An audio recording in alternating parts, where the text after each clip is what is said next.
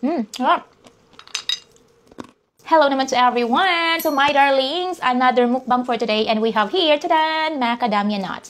So mahilig ako sa mga mani-mani, like yung mga ginigisa tapos may garlic, yung mga fried na garlic, mahilig ako nun. And for today, tatry natin yung ibang klaseng nuts, no? Kasi hindi ko alam na ito pala yung macadamia. Nag-order lang kami ni Dudong ng 1 kilo online and kagabi kinagat ko siya. Sabi ni Dudong, hindi ganun. Kaya pala may ganito kasi ito yung opener. So, ano na siya, may cut na siya na ganito. And let's open. Sana makaya ko kasi ang tigas. Wait lang. Oh! So this is how it looks like inside. Oh yeah, so this is what inside.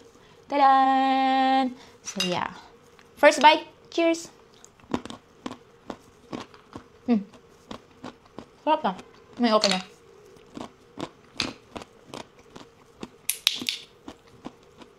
Sarap.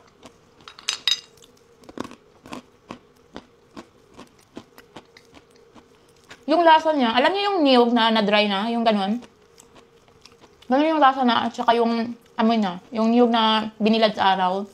Tapos ginawang sprinkles, ganun. Another. Cheers.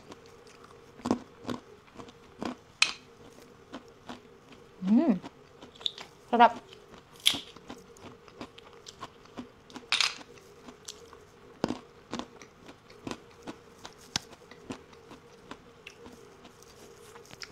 But still, gusto ko yung mani na may garlic.